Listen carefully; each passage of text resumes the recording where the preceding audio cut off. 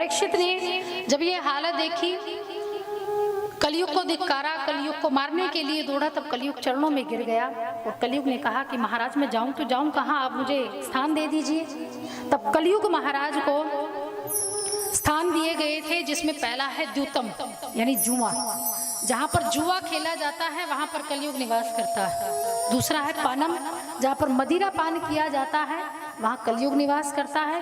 जहाँ पर स्त्रियाँ, पराई स्त्री का वर्ण किया जाता है, पराई स्त्री का संग किया जाता है या पराई पुरुष का संग किया जाता है, वहाँ कलयुग निवास करता है। फिर है सुना, जहाँ पर पशुओं और पक्षियों की हत्या की जाती है, मांस भक्षण किया जाता है, वहाँ कलयुग निवास करता है।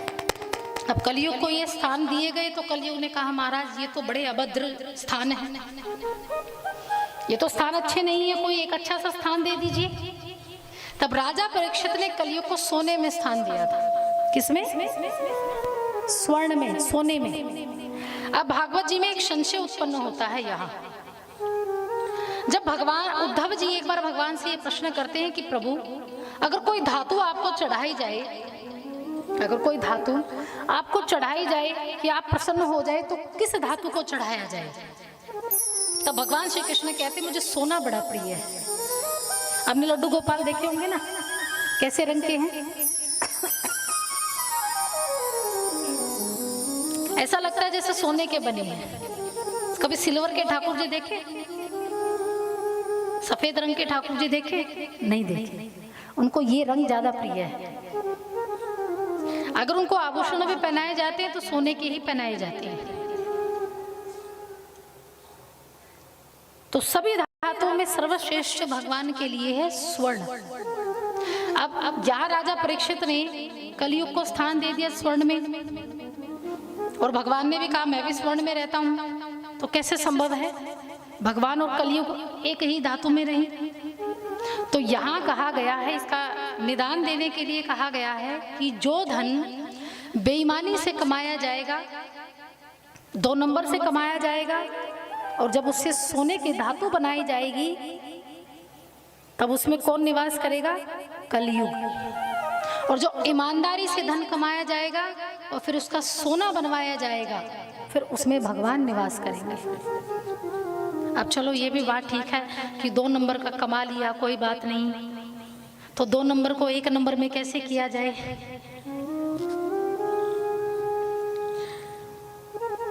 तो उसका एक उपाय क्या है?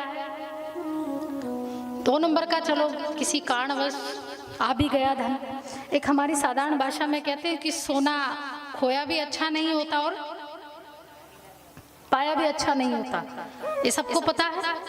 वो क्यों कहते हैं? वो इसलिए ही कहते हैं क्योंकि हमें नहीं पता कि ये सोना है, जो ये धातु बनी है, वो किस धन से बनी है, बेईमानी के धन से बनी है कि ईमानदारी के धन से बनी है। इसलिए सोने से दूर रहा जाता है। खोई हुई चीज हमेशा हानिकारक होती है, वो कभी भी शुभ फल नहीं देती, या पाई हुई वस्तु कभी शुभ फल नहीं देती। लेकिन अगर बेईमानी से कोई व्यक्ति धन कमा लेता है, अगर उसमें कहीं ना कहीं दोष है, और ज्यादातर जो बेईमान आदमी होते हैं ना, दिन में 70 बार घंटा बजाते हैं। ईमानदार व्यक्ति 1 से 2 बार पूजा करेगा, लेकिन बेईमान व्यक्ति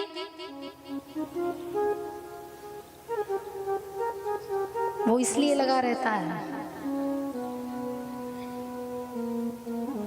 कि जो भी चीज वो कमा रहा है, और देख ला बेईमान व्यक्ति का एक उसूल होता है, नियम होता है कि जो भी चीज या पैसा रुपया देला सूटकेस लेकर आएगा तो सबसे पहले मंदिर में जरूर दिखाएगा। क्यों? क्योंकि भगवान की दृष्टि पड़ी तो 2 नंबर का 1 नंबर में हो गया। अब इसका सबसे अच्छा उदाहरण, भगवान को भोग लगाते हैं आप सभी हैं? अन्न का भोग लगाते, कहीं ना कहीं अन्न में भी कमी है, कोई ना कोई दोष है। भूमि से अन्न उपजता है तो वो पूर्ण रूप से शुद्ध नहीं होता। क्या करते हैं आप? पहले उसे लेकर आएंगे, खूब छानेंगे, खूब साफ करेंगे, धोएंगे, सुखाएंगे, फिर जाकर उसको पिसवाएंगे और फिर खाएंगे। यानी उसके दोषों को आपने दूर कर दिया। लेकिन अब तक वो केवल भोजन है, लेकिन जब वही भोजन भगवान के सामने चला जाता है, भगवान के पास चला जाता है, भगवान की दृष्टि उस पर पड़ जाती है, तो फिर वो भोजन नहीं रहता। क्या बन जाता है? वो प्रसाद बन जाता है, यानी उसके दोष क्या हो गए, समाप्त हो गए।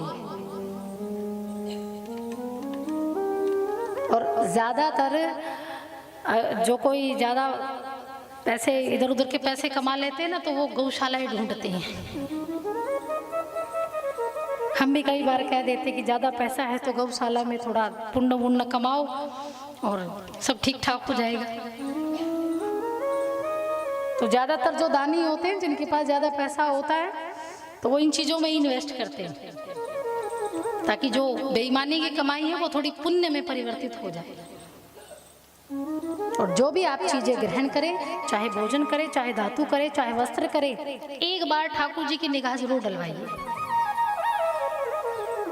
उनके चरणों में रख दीजिए, फिर उससे उसका दोष समाप्त हो जाएगा। फिर स्वयं ग्रहण कीजिए, उससे अकाल मृत्यु का योग समाप्त होता है। वो जब तक आपके गले में पड़ा रहेगा, आपके कानों में पड़ा रहेगा, हाथ में पड़ा रहेगा, तो कभी आपके जीवन में कुछ गलत नहीं होगा, क्योंकि आपने प्रसाद समझकर उसको ग्रहण किया है। और प्रसाद हमेशा शरीर में अच्छा ही काम करता है ना। बोलिए श्री कृष्ण कन्हैया